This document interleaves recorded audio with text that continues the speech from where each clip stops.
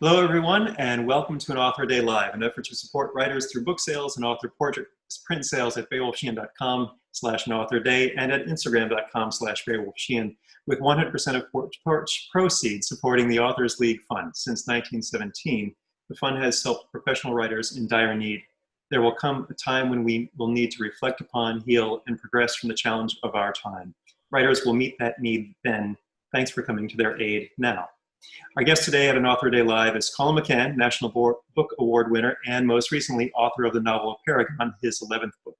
Colum is not only a vital storyteller, but also an educator and, as co-founder of Narrative 4, great advocate for the use of storytelling to connect us to each other. Colum, welcome.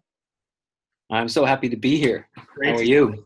I'm fantastic. It's really wonderful to see you. If I remember correctly, your time in our new time began in the woods. Now you're in the city. Is that right? I came off the road. I was on my book tour, and unfortunately, it got cancelled. I came off the road, and so I went to a friend's cabin in the woods in Pennsylvania for a couple of weeks to sort of like self-quarantine and also just to take stock and try and figure some stuff out. I've been in Long Island, but right now I am actually back in my office in the city. I literally just came in now. The city's beginning to wake up. You're downtown, right? I am. I'm in East Village. Yeah, you're in the cool part of town. I'm uptown. I'm not so cool at all. I see one of my friends who's there who also lives in this building, but she's in Connecticut. She's there right now. It's waking up. It's like, it's some sort of stunned creature that just like literally is like getting up from the ground and does not know what has happened and is like trying to figure it out and like putting out its hands like this. But most people are wearing masks.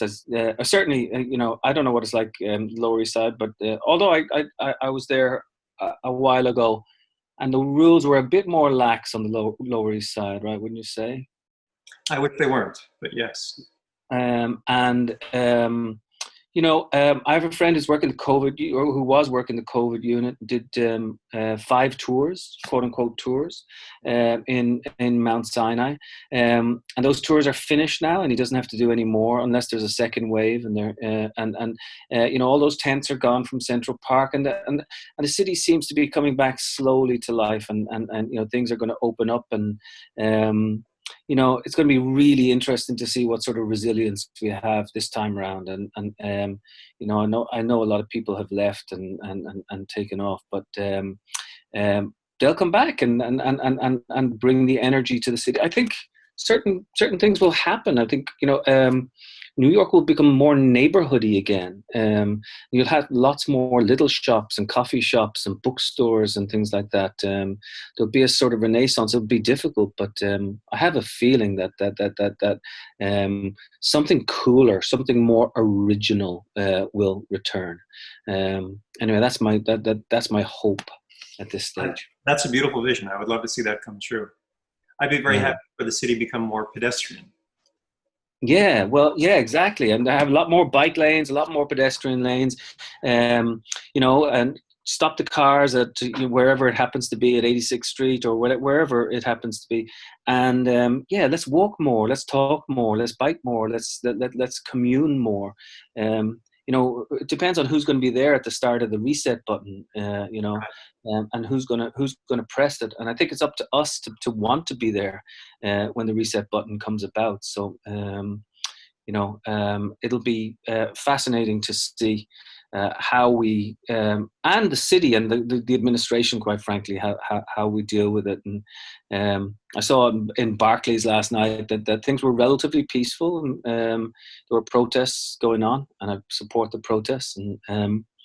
But in general, that people kept a cool head on their shoulders, and it'd be nice if we can respect one another and sort of respectfully look at one another's opinions. Well, and that's a great way to dive into your new work, because I would like to venture that this novel of yours is a metaphor for exactly that, to step into someone else's shoes. And What's fascinating is you tell these 2 very, very painful stories, these 2 primary characters and the losses of their daughters, but then you weave in so many little vignettes through history and parables to share, to some extent, support for that same narrative. Right. And Yeah. I mean, these two, the book's called Apeirogon, and Apeirogon is a shape with a countably infinite number of sides. You should have seen the look on my publishers' faces when I told them that's what I was going to call it. They were like, we had a couple of pitched down battles, but they were very good about it in the end. And it centers around two men, Rami El-Hanan, an Israeli, a Jew, and Bassam Aramin, a Palestinian, a Muslim, who both lose their daughters to two separate incidents in the conflict. Smedar is killed in a suicide bombing in 1997 in Jerusalem, and Abir is killed in Anata in East Jerusalem with a rubber bullet shot by an Israeli border guard into the back of her head from just a couple of meters away. And the two men use the force of their grief. They come together in this spectacular friendship, and they use the force of their grief to say that we have to know each other. And Bassam sort of, one of my favorite lines of Bassam's is, if we don't know each other above ground, we're going to have to end up knowing each other 6 feet below ground. And we need to talk. And that's the exact same thing about what's going on in the Bronx and in Kentucky and in Belfast and in Russia and in other parts of the world. We're so afraid right now, it seems, to talk to one another. And that's part of what Narrative 4 is about. I see Malak, who's dialing in from Israel, is on our screens too, and she knows all about our engagement at Narrative 4 with the idea that we need to open up to one another. We don't need to be the same as one another. We don't even need to agree with one another, but we need to be able to listen to one another. Otherwise, all this nuance, all this complication is going to be thrown out the window. I'm interested in the notion of messiness. I like the notion of human messiness. I like the complications that we have, I think that we should sort of acknowledge that. So one of the things that Narrative 4 does, for instance, is we do run a program between the South Bronx and Kentucky, kids in University Heights High School, kids in Floyd County High School. They seem so different to one another at first, like primarily African-American, primarily immigrant, primarily white and or Cherokee in this area. And then when they come together, one is supposedly red, one is supposedly blue. But then when they meet one another and start to tell one another stories, they begin to recognize something profoundly simple, is that they're quite close to one another. Now, this is radical and difficult and simple and all of these things at the same time. It's messy. And I like the messiness of human experience. In fact, I think we should all be calling for messiness at this stage of our lives. I love the idea of dialogue, as you said, which is what Narrative 4 is engendering. And that's really what's at the crux of making these two characters, who are grieving, of course, to find this better place. Right. So is coming to this group where they can share their grief. And in so doing, they find just how much they have in common. And they form a bond that's challenging otherwise. Exactly, and they're profoundly hopeful people. One of the things about Rami and Bassam is that if you spend time around them, I hope you get to meet them at some stage. I hope you get to photograph them. In fact, that would be good for them and good for you. Because if you could capture something about them, through all this sadness, through all this lurking sadness that's there, they somehow remarkably seem to, despite all the evidence of the world and people kicking them around and people calling them names and people locking them out of schools and people locking them out of social movements, they know that they're on the right side of history. And so the long-term view that they take is that we can endure some of these taunts. I can be called, a collaborator. I can be called a traitor. I can be called this, that, and the other thing, because I know I'm not. Because I know that what I have to say in the end is very human and very, very decent. And they don't compromise any of their political principles in any way. And Rami is actually a left-wing Israeli, and Bassam is very forcefully anti-occupation, and is not afraid to say what he means. But we'll say it to anybody. He has gone to, he's come to America. He's gone to IPAC. He'll go to a synagogue. He'll go to a mosque, and he will talk in this sort of profoundly generous way about what has happened to him. And his story is amazing because, he's 17 years old. He has polio. He's Palestinian. He and his friends find a box of dud grenades in a cave near Hebron or Al Khalil. They throw the grenades underneath an Israeli jeep. They don't go off. Nobody gets hurt. But he's the lookout, and he gets caught while he's running away. 7 years in prison. He becomes commander of the Fatah unit in the prison. And while in prison, then he watches a documentary about the Holocaust, which disrupts him and throws him off balance, and causes him to think and rethink about everything that has happened to him and to his people. And so he comes about then, and he changes the engagement, and he starts along with many Israelis and other Palestinians, a group called Combatants for Peace. And then you wouldn't be able to write. I mean, I should say you wouldn't be able to write this. You wouldn't be able to. I mean, you can't get away with it in fiction.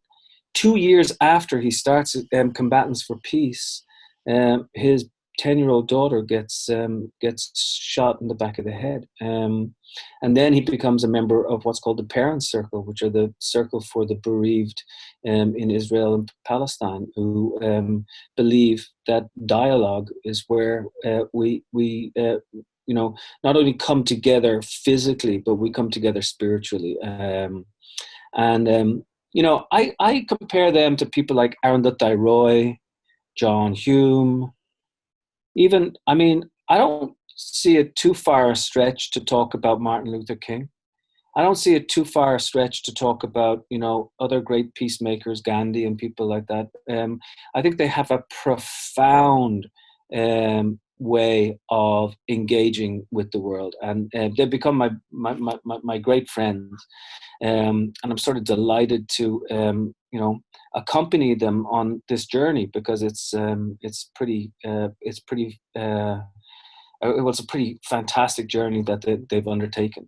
I want them to go to Stockholm. I believe that they should go to Stockholm. Whether it's them or their organization or all the people around them who are prepared to put their lives on the line, I think that would be a proper thing for us to acknowledge. And then the movement will only get bigger. And that's what's needed. But I wonder, in light of the comparison to Dr. King, I saw published earlier this week, his daughter had written on social media that in his lifetime, he was vilified in the press and hated in public surveys, that sort of thing. And I wonder, beyond the circle, are these bold steps the two men taking being embraced by their communities? No, not yet. But the way that they feel about it is that they put a crack in the wall. Every time they tell their story, they put a crack in the wall. And if they go into a room of 50 kids, if they can touch one kid, they have done their job. What if they can sort of prevent one drop of blood? They have done their job. And eventually, the accumulation of all of this comes about in the most random way. I mean, nobody could have foreseen the Berlin Wall falling. I could not have looked you in the eye, Beowulf, in the 1970s and the 1980s in particular in Northern Ireland, when I was growing up and with my family in Derry. I grew up in Dublin, but my mother's from Derry, and I spent a lot of time at a farm up in Derry. I could never have looked you in the eye and thought that 10 years from now we would have a peace process in place. And that now in 2020, it's still shaky, but it's there. It's an extraordinary. So these things are extraordinary miracles, and I think we have to have the tenacity of the fanatic sometimes to believe that the goodness can actually occur. Because if you give in to the easy cynicism, then you're just like it becomes nothing. Everything that you have gets nullified. But when you have the tenacity of the fanatic, something in you says, I'm right, and I'm going to hold on, and nobody's going to be able to knock me off. So even though in Israel, in Palestine, they're not necessarily, entered into the mainstream, they are there. And I think deep down torrent, the original despair, whatever it happens to be, people know that that these men and these people who are in the parents' circle, that they're correct. There's 600 families in the parents' circle, Yes. and it's pretty extraordinary. And how wonderful to hear the word fanaticism used in the context of something good. Yes, The yeah. comedic connotation, at least here in the West, of course, involves murder, death, suffering. But for it to be used to the end of something positive is refreshing. Thank you. And you have me thinking then there are so many one-offs, if that's the right thing to say, in your novel that speak to this very, very concept. And in times it's only one or two sentences. And then on to the next chapter. For those who haven't read this wonderful work, there are, I hope it's fair to say, several hundred chapters if you're calling them chapters. 1001. Well, for example, I'm thinking of your quoting Borges, who had said, and you noted that Borges had written that it only takes two facing mirrors to form a labyrinth. And there, of course, begins that infinite shape. Right. And through that dialogue, we can construct something, those two cracks in the wall. Yeah. Bring down those walls. And I wonder what your hope is then for your own book. We know what the circle has as its goals, and are you looking to simply support the work of the circle? There's a great conversation you can have with people you might or might not ever meet. Well, see, that's the thing. I mean, like the people who are on this call here, today, maybe it's one of them that we just would need to speak to. Maybe, Greta Thunberg is actually listening right now, and her name is, Valerie or Margita or Malak or whatever it happens to be. Maybe, I mean, seriously, people get inspired. I mean, what does art do? What is the purpose of art? Apart from just like confronting the heartbreak of the world, which is fine and good, maybe what it in a further extension, what it does is it inspires people to some form of action. And so if I want anything for the story, if I want anything for this book, I'd like people to be disrupted a little, to be thrown off balance, to say, oh, I got to think about that differently now. And where does my life fit inside all of this? Where do my opinions fit inside all this? And can I talk about this stuff when I go to a dinner party? Can I talk about this stuff when I go to a pub? Because I used to be afraid to. Can I also like admit to the fact that I'm confused, and that I don't have to say, Israel is right, or the Palestinians are right, and can I say that this stuff is messy, and the messiness is part of its beauty, and actually the messiness is part of its possible redemptive nature, and possibly the way that we can get at some sort of approach towards a solution. So the readers are the ones who complete a book for you, and I know writers say that, and most writers actually mean it, but it's really true. You're not finished a book until somebody comes along and reads it, and the fact of the matter is that most of the time your readers make your book much more intelligent than it ever originally was, because they're bringing their own experience to it, and they're pushing it out into the world, and they're forming another interpretation on top of it. There are some writers who get pissed off because like somebody comes along and makes an interpretation of the book, and the interpretation was not what the writer had in mind. And personally, I love it when like something is completely like left field, and I think it's incredibly important when that happens. Um, you know, uh, it's like, I mean, it is like a form of dance, I suppose. You know, what you want to do is dance it into people's bodies. You want to allow them to be part of your dance. You allow them to move somehow, because you know, the art stuff can't be solitary. We can't just say, this is me, this is my idea, this is my book, and just let it be. It's a part of a sort of community engagement. I think more and more and more it has to be that way too, because like people don't care as much about books as they used to. And the artist has to work really recklessly now in order to engage people, and also to speak truth. You know, and that famous phrase about speaking truth to power, and it comes from Said, of course. But Said was also one who Edward Said, the Palestinian poet, philosopher, whatever you want to call him, who said that we are so much more than one thing. We are so much more than only Arab or Muslim or Christian or Jewish. We're an amalgamation of these Whitman-esque sort of things. We're a big storm, and acknowledging the storm is going to be really important, especially in our schools. So all those young people who are out there, like, if they can say, you know, I am so much more than one thing. I'm so much more than only white. I am so much more than only black. I am so much more than only Irish, or whatever it happens to be. Then I think we're going to get to a much more textured democracy. So I would like to see that happen. I know it's there. I mean, it's there. It's within, absolutely. Right. Yeah.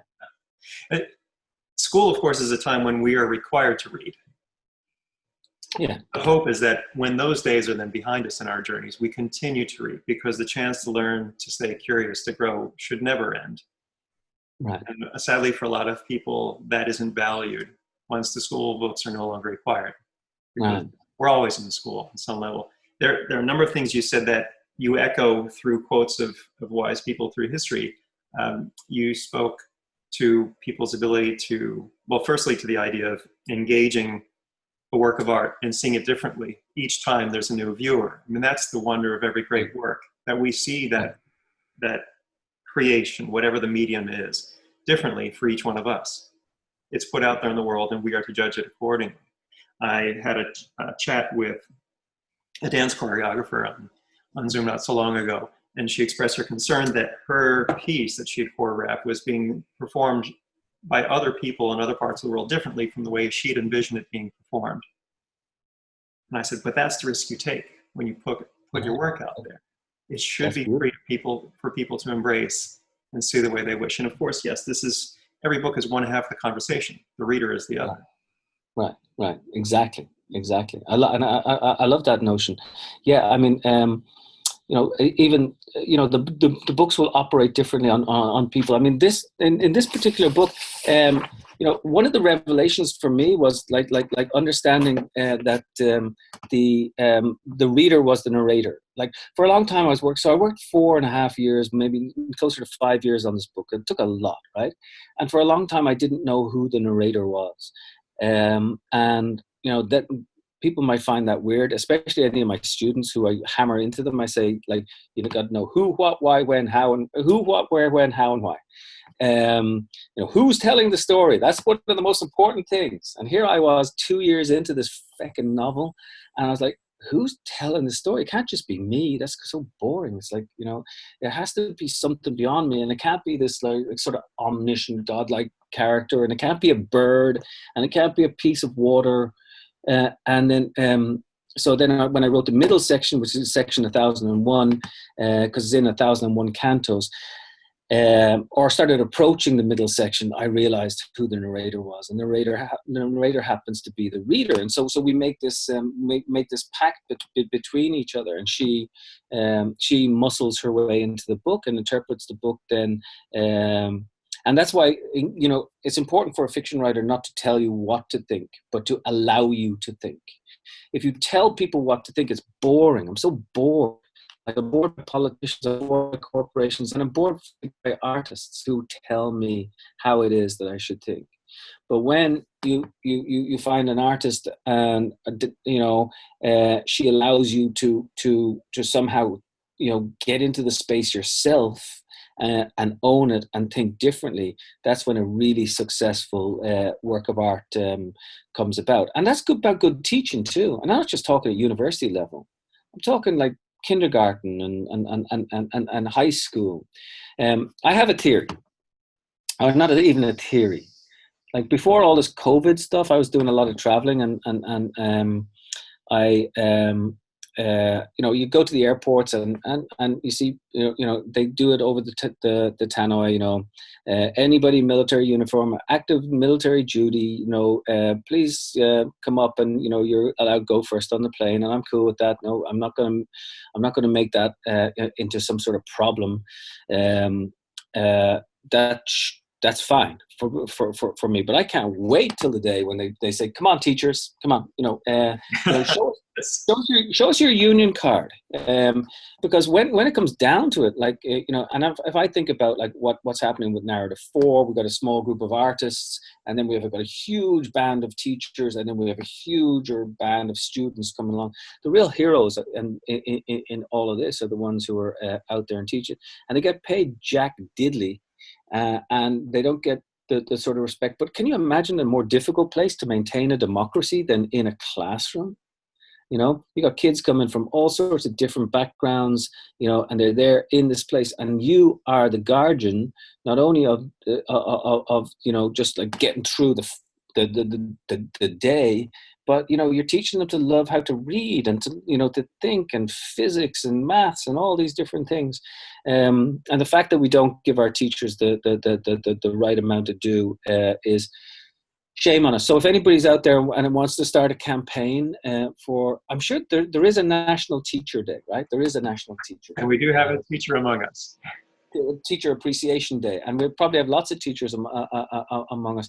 But there's got to be a bigger campaign. It's got to be something so much more than just bring an apple to your teacher, or like send a card, and we have these big Valentine's Day things and everything. Somebody out there is going to be able, and maybe it'll take a protest. Maybe it'll take walking out of a classroom in order to do that, because that's what Greta did.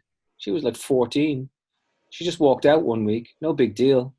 And then the next week, 2 or 3 of them walked out. And the next week, the whole class walked out. And then the next month, the newspaper noticed. And then the world started to notice. And it all comes from small little actions. I can see Malak there. I get to see.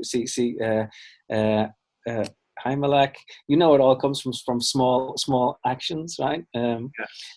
Yes. She's over there, and she's a member of Narrative 4. I've just gone onto the speaker view because I get to see people. Yes. Hey, everybody. You have me thinking, one of the parallels between teaching and, of course, creating art is that in sharing that art with someone, you want to hold that viewer's, that reader's attention. When you're teaching, you need to be able to hold your class together. That's the challenge you described. That's the immediate short-term goal, but then the long-term goal is to let that person go, to set that person free. I've imparted this wisdom. Here's what I can share with you. Now get out there and use it. To be a teacher, you have to be incredibly agile, and be able to so you're dealing with all this stuff coming at you. You've also got all this administrative stuff going on, and you're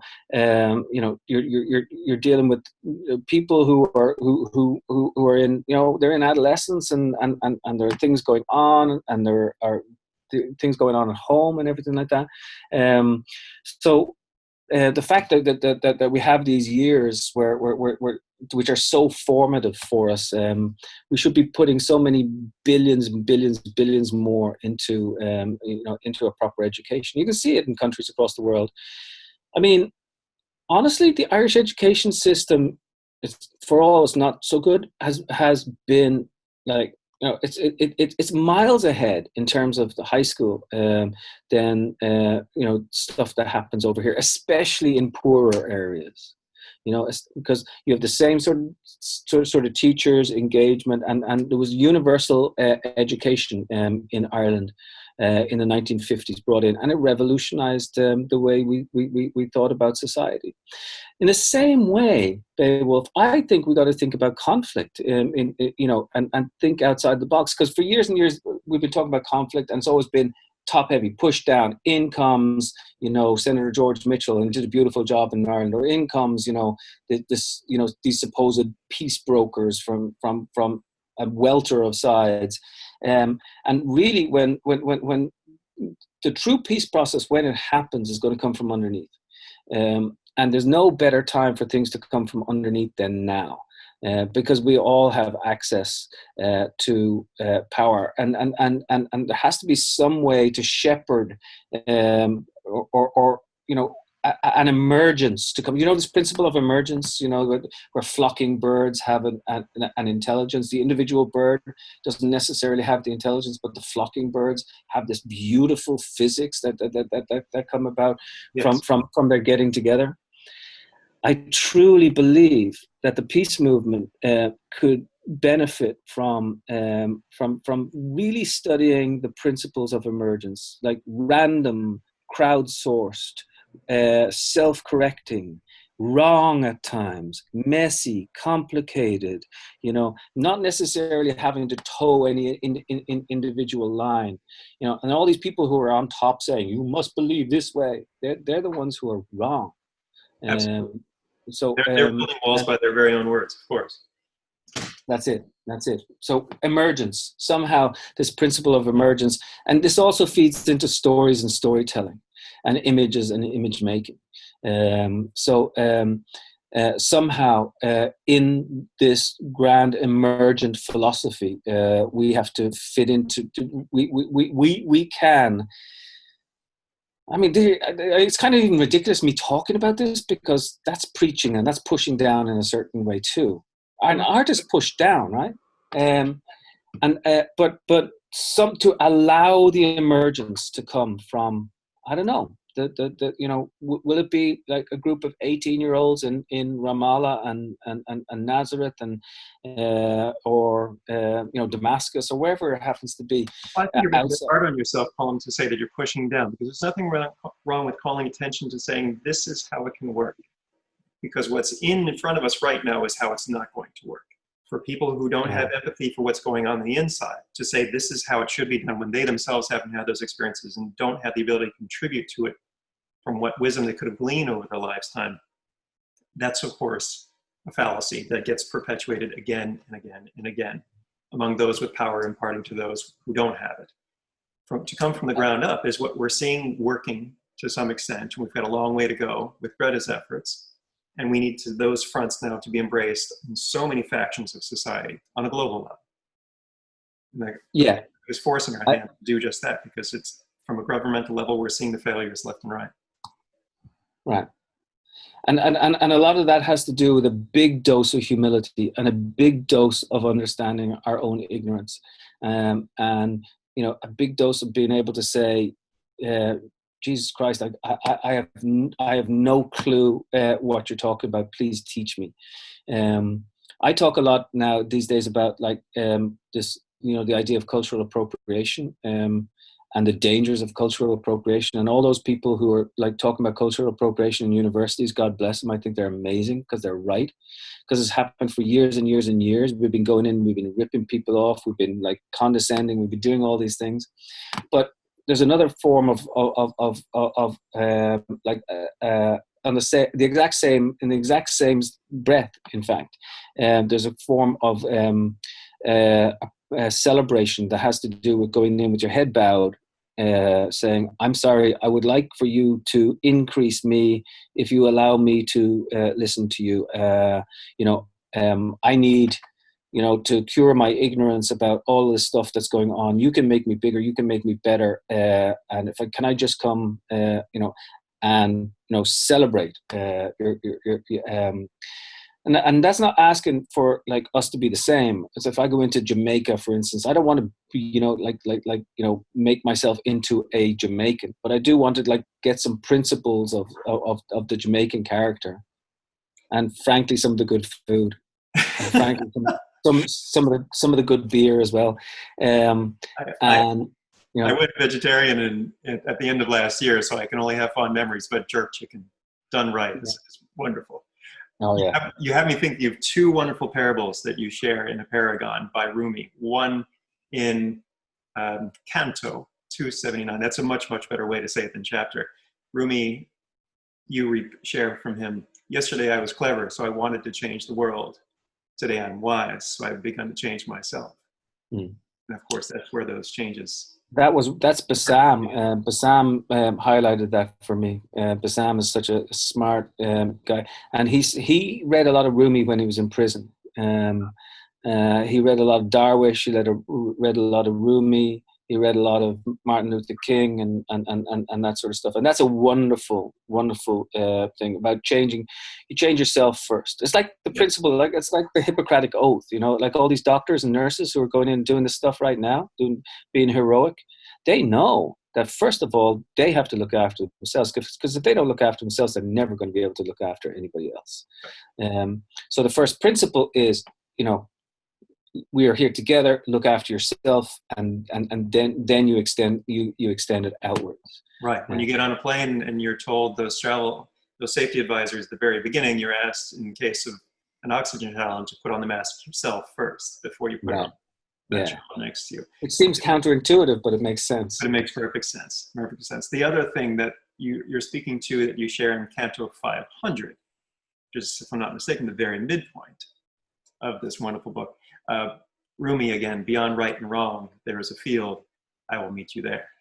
Yeah. Again, that was Bassam who showed that to me. And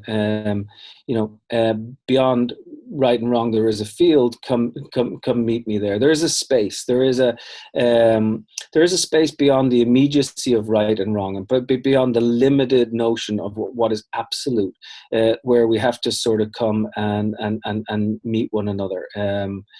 It sounds Buddhist and in certain ways, but it also sounds just very true. I mean, come on, like when you think about it, we all got to compromise just a little bit. Think about being in your family, think about being in your marriage, thinking about being in school. It's about like, okay, let's get to a place where things aren't absolute. I see some of the tendencies of the left wing nowadays, and sometimes it seems to me that some of the left wing have become so extreme that it's become right wing. It's gone so extreme that it's come the full circle, that they've gone around the field. And then on the right wing, you see like this crazy stuff where it's just like miles away from the field. A lot of us are in the field, and we're really scared about being in the field. And I'm pretty scared even about what I just said 10 seconds ago. As oh yeah, like then something's going to happen on Twitter, and you said this and whatever, but it's true that there's so many people in the middle that just want a chance to talk about the middle, but we're very scared by the edges. I'm certainly scared by the edges of the right in particular. And in this country, and things that are being said. And if you think about Israel, I mean, gosh, I mean, it's not me who says this; it's Rami who says this. Like the politics in Israel are to the right of Tilla the Hun. And that's the central politics. The left wing has had a really hard time over there. But I think if we can get in and sort of like talk about being in the field, maybe we can change things. And again, that's up to people like Malak to do so. It's up to people like all of us. Yes, all of us. Actually, absolutely all of us. Absolutely all of us. Yes. So yeah, we got to have the courage of our convictions, though. Yes. And you got to stand up. And when you get shit thrown at you, you have to sort of like practice a sort of intellectual aikido. I wrote a book about Israel and Palestine. I'm going to have like things thrown at me, and I've sort of learned to sort of like sort of take it and then like have it go behind me, and then try and harness the energy of it in a certain way, and to have compassion for where it comes from, which is a difficult thing to do, but I'm really learning it. I think Rami and Bassam have learned it. When they get called things, and they sort of like take it, and then they use it in a more profound way. And so that's my that's my sort of martial art move right now. So I'm admittedly surprised to hear you say that you're scared in different contexts, because this is now your 11th book. And every time you put a book out there, you're telling that reader, this is me. Yeah. You can't control how that person's going to judge your work, and at times you accordingly. But having done it so many times over, you're steeling yourself and coming up with new ways to receive that response, good or bad. I mean, I do. You've addressed tough subjects in the past. I do feel. Sorry. No. Go ahead. Transatlantic was also a stab at something sensitive, and it's not the first time. Honestly, like when I finish a book, I feel like a complete fraud. And I think, oh Jesus, they're going to recognize it now. They're going to see, and I got nothing more to say, and I'm empty, and it's not going to work out. And I certainly felt that way at the end of this book.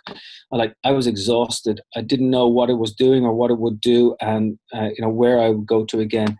I started working on a book a few weeks ago. I just abandoned it yesterday. Yes, I abandoned I was working like a terrier. Like, I abandoned 20,000 words, and like, that's it. Okay, I'm going to start again. So I came into the city, and I'm going to start thinking again, and thinking in a new direction. It's a really difficult time to write. It's an incredibly, incredibly difficult time to write, because the past is so very friggin' past. Even like 2019 seems so far past, that, and the present is so weirdly, like, we don't know what's going on, that and you don't know where it's going to end. So it's hard to find a time frame in which to write. And even if you're writing like back in the 19th century or whatever it happens to be, you're sort of influenced by the masks we're wearing now and by things that are going on now. So it is, I feel a kinship with all those people who are out there writing, thinking, what do I do right now? And what do I say right now? And I was trying to go to the heart of the matter, but then I had a long chat with my editor, and who knows what happens. I shouldn't talk about this stuff. Who knows what happens? Tomorrow I might wake up and say, "Oh, what the hell? I'm going to do that anyway." I mean, do you feel that your responsibility as a writer has somehow changed given the new context of our lives? I don't know if the writer has a responsibility. Personally, I do. Yes, absolutely. My responsibility is to be an activist. My responsibility is to inspire. My responsibility is to speak out against some of the injustices that I see going on. And my responsibility is to sort of hope that anybody who reads it inspires something as a sort of call to action. But I don't think that's necessarily the artist's responsibility. I mean, I think that somebody who's like, 2 blocks down the street, and she's creating something beautiful purely for its beauty, is absolutely a perfect response then too. There's no one way for art to be or to respond or to exist. I mean, I think of Emily Dickinson and Walt Whitman, around at the same time, 2 intensely different sort of artists, but both profoundly important. And so while I say, yes, activism out there, rage, shout out, and know other people, that's not necessarily what everybody else should do. It would be super arrogant of me to say that I know the function of the artist. I know the function of this artist, Right. but not of the artist. You have me thinking of a piece that was published in Gothamist yesterday. It was letters to the editor, and there was a letter in which the person had written, "Should I feel badly for having given up on New York and left New York City?" Mm. And the response from the editor was, "Yes, you should. These are absolutely tough times, and we will become less, our reach will be less, I think something to that end. We'll become more neighborhoody.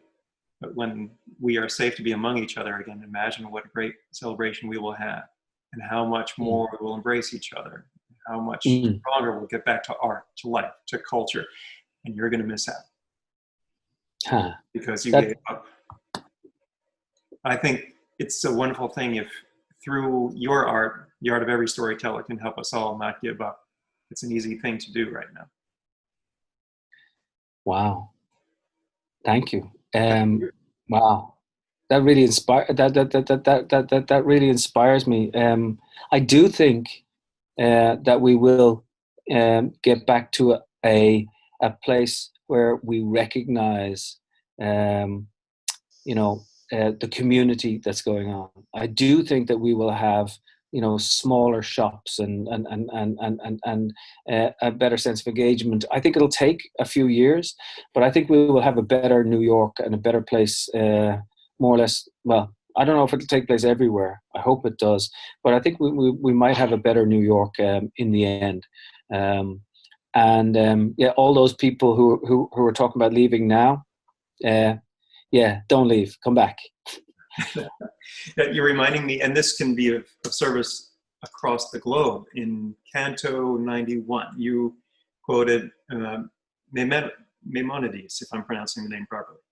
Yeah. The 12th century Jewish philosopher said that the process of repentance included 3 stages: confession, regret, and a vow to not repeat the misdeed. And we can see very prima facie now so many of our misdeeds as a people around the world.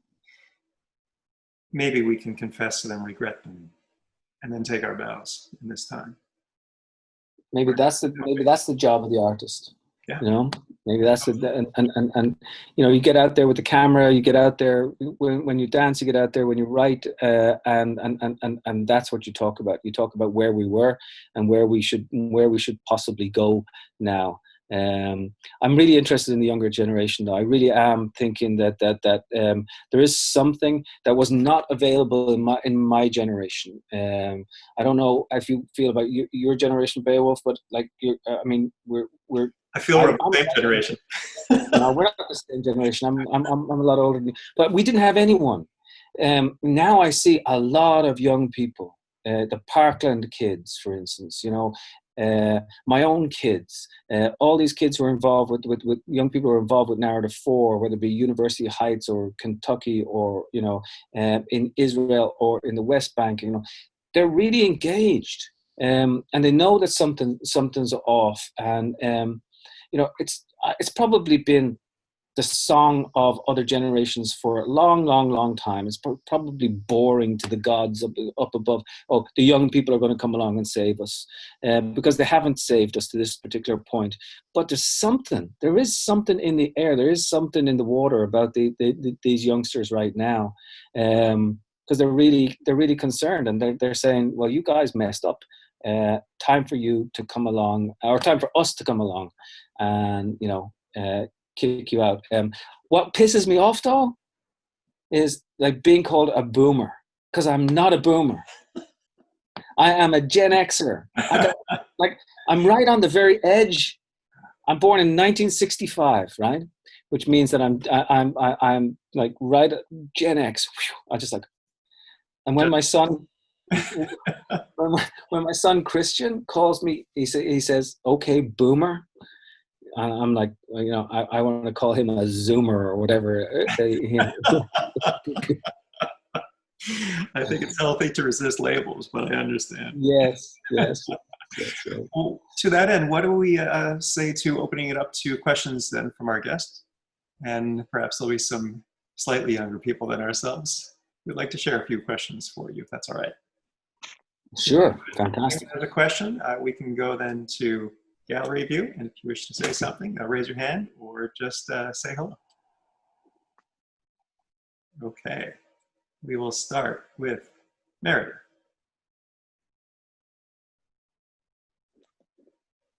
Hi. We've kind of been talking around this, not really around like deflecting, but there in Colum, in your canon, I perceived a marked shift sometime between Transatlantic and 13 Ways, when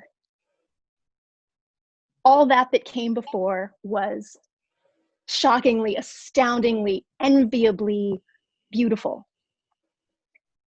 But then something happened and you went from that to really writing as though your life depended on it. Mm.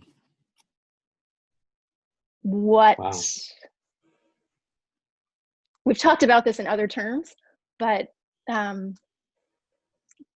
was that a conscious decision? Did it have anything to do with something that might have happened to you biographically that I've never asked you about? The punch? Or did it just happen?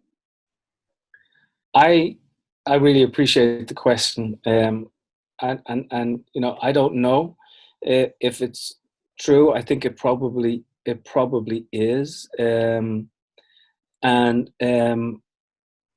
I would say my involvement with Narrative 4 has a lot to do with it. When I see these young people and I saw what was happening when they were involved and doing things across the world, and as if their own lives depended on it. Certainly, it had a lot to do with getting punched in Connecticut and then getting into a deep funk and being in and out of hospital for over a year. You know, with various things that were going on. Maybe it has to do with getting older. You know, John Berger says, if I'd have known as a child what the life of an adult would have been, I never would have believed it. I never could have believed it would be so unfinished. I love that notion because you realize that when you were 30 and you thought you're going to be 55, you'd be so finished. And then you reach 55 and you realize, oh, I'm not yet finished. And then you sort of take on maybe you take on a new sort of rage in relation to what's going on. Maybe also you realize, well, you got however many years, 10, 15, 20, maybe 30 to write these books, and you better, you know, write the ones that you really want to write. And I really appreciate you saying that. But maybe it's time for me to write a love story or a comedy or something like that. I don't know. There's a lot going on right now, and I definitely don't know yet how to respond to it. But I would put my life on the line for it, and I would put my life on the line for storytelling.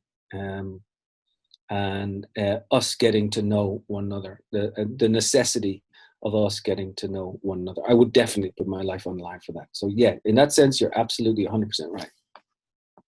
Thank you. Thank you, Meredith. Colum, I'm going to quickly say, I think that's the one thing that every single artist does. Put his or their life on the line for storytelling. I hope that's fair to say. Do you think it's fair to say? Because every artist is a storyteller. This is what I have to say. It doesn't matter the medium. And that's that person's life's work. It might not be a matter of sacrificing one's life, but this is how I'm going to dedicate my life to that. Right. Right. No, I get you. Yeah. Thank you. Let's go to Malak.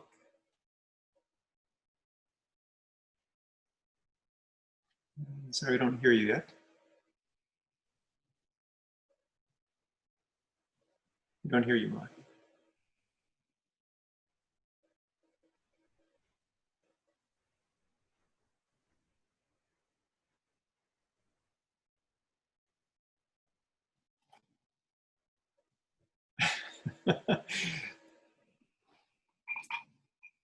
Just reach down and turn on the sound for her. Now her microphone's off, so yeah, type it. Yeah, go into the chat. Great. Yes. Okay. Oh, Yeah. Yeah, she can type it in the chat there. Oh, And Audrey's the teacher. while she's doing so, does anyone else have a question then for Colum?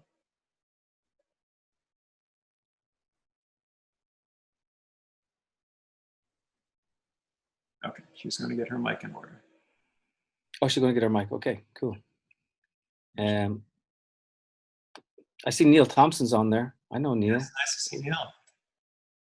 Neil, do you want to say hello? Is that the same Neil Thompson? I hope it is. Sorry, took me a second. Hey guys. Great to see you, Neil. Good to see you. Hold on. I gotta show this to Colum if I can get it in there.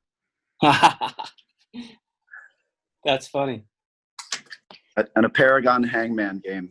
And here's the book. It's great. It's really wonderful. Thank you, man. Colum, talk a little bit more while we wait for Malak about what's happening with the attempt at the new book. You know, it's I was nodding my head as you were saying it's a really hard time to write. It's a ridiculously hard time to write. I don't know what's going on. It should be a time of just hunkering down and tuning out the world a little bit, and I just can't do it. And I'm just curious to hear what was going on with your attempt at this new one, and what I'd love to know what it's about if you can share. And I think it was about it, like it fits in with Meredith's question, you know, like how much are you putting yourself on the line now, and literally what I mean, I don't know if I should talk about it too much, because like literally what this book I was spending a lot of time with a COVID doctor. And I was going to do a fictionalized version of a 12-hour shift taking place on Good Friday. In other words, to go right to the heart of the matter. You know, some people seem to feel that nobody will want to read about this in times to come. You know, I'm not sure about that. But you know, will it just be a rash of like COVID books and will this blow over? And see, and part of the artist is that we do not know where we are. We have no idea where we happen to be right now. And so the past really seems like, to contradict Faulkner completely, the past completely seems irrelevant right now. And we've been hit with this with this thing, and you know, maybe we'll laugh at ourselves in a year to come, and we have a vaccine, and we'll say, God, how hysterical were we then? We thought we were all dying. You know, it's like those people who pronounce it's the end of history after 9/11 and that sort of thing. But I think something might have profoundly shifted in the world, and the artist is like, wow, where does my work fit in? And so you have this present, which is really sort of weird, and you're in the center of it, and you don't know where you're going to land, and the past that seems irrelevant, and a future that is completely nebulous. You know, how do you create art in that sort of, I know, what is those, it's a tornado, it really is. And we're spinning and we're hitting the ground and then coming back up again, and all the shit is going on around us. It's quite hard to deal with. It's confusion, it's messy. Maybe that's good. Malak, you're back. I am. Can you hear me? Got you. Yes. Yay. So I listened to all this, and yes, I agree. It's a mess, and I have so many things to say, but I don't know how to say it. I'm also going to say it in a messy way, so please forgive me. However, speaking from the point of view of someone who lives in Nazareth, and I'm a Palestinian Arab living in Israel, so I have like an Israeli ID card. It's very hard to like decide where you want to stand on the spectrum of pro who, right?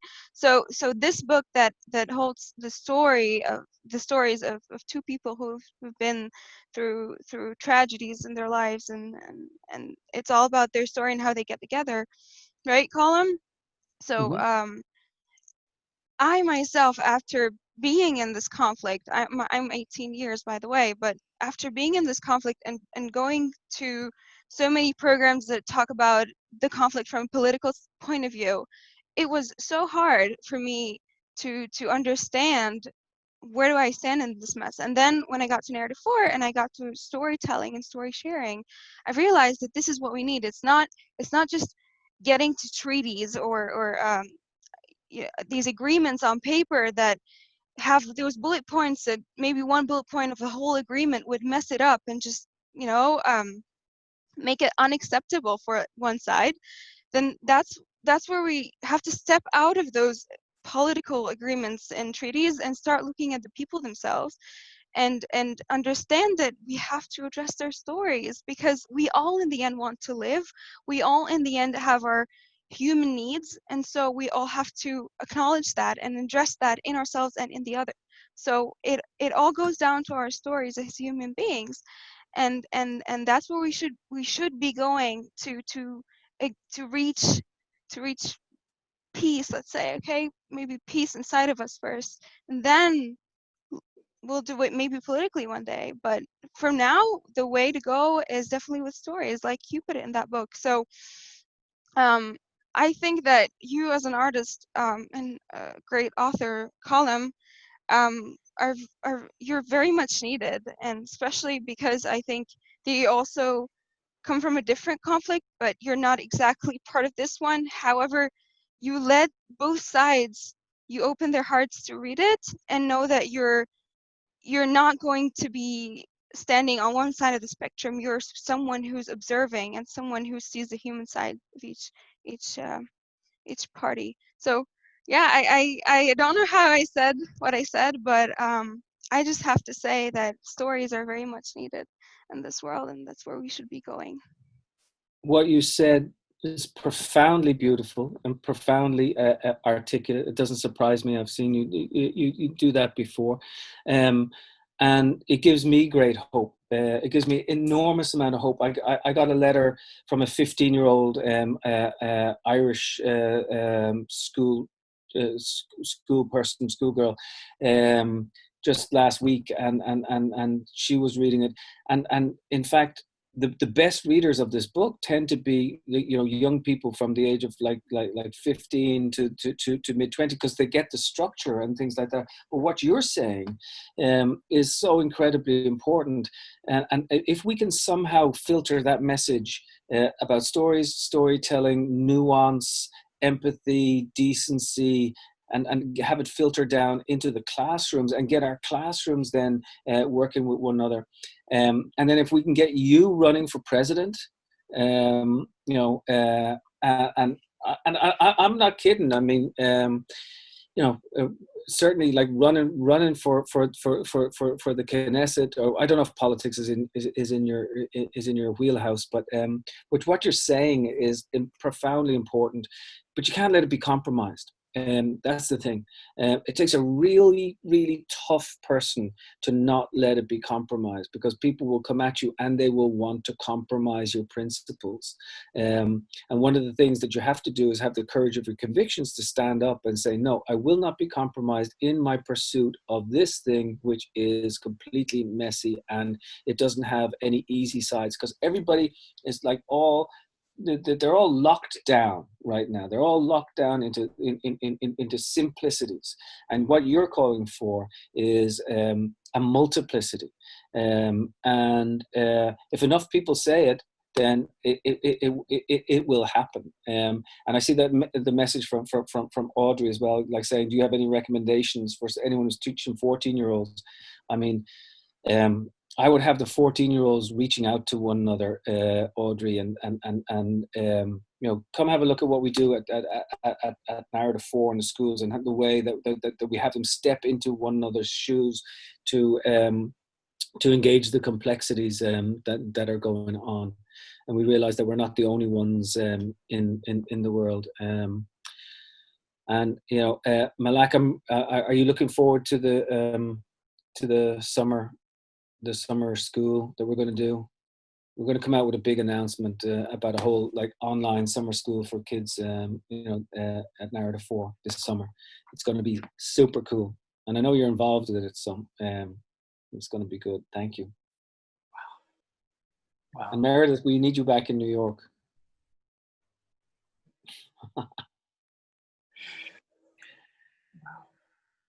Does anyone else have a last question for Colum? That was such a beautiful way to finish. Thank you oh so very much, Colum. I'd like, if I may, to share 2 sentences from my book with you. You, of course, are in my collection of author portraits author. What you might not know is that in my acknowledgments, my last 2 sentences are in thanking a number of special people who helped my life and career be so wonderful. I wrote them. And to the literary luminaries on and beyond these pages, the great world doesn't spin without you. Huh, wow. And that is so very I true. have that book. It's such a beautiful book, but I hadn't read the last page. So there you go. Wow, my friend. And of course, the great world does not spin without you. And everybody on here. I mean, thank you so much to everybody on here. It was so much fun. Thank you very, very, very, very much. And we'll see you all soon. And keep the messiness up. Beautifully said, my friend. Thank you so much. Everyone, thanks so much for saying hello today and spending this time with us. You can find Column's books at realoption.com/an-author-a-day. And you can also donate, of course, to support writers in need at anauthorsleaguefund.org/donate. You'll find today's talk very soon on YouTube. Be safe, be healthy, be inspired, and we'll see you here again soon. Thank you.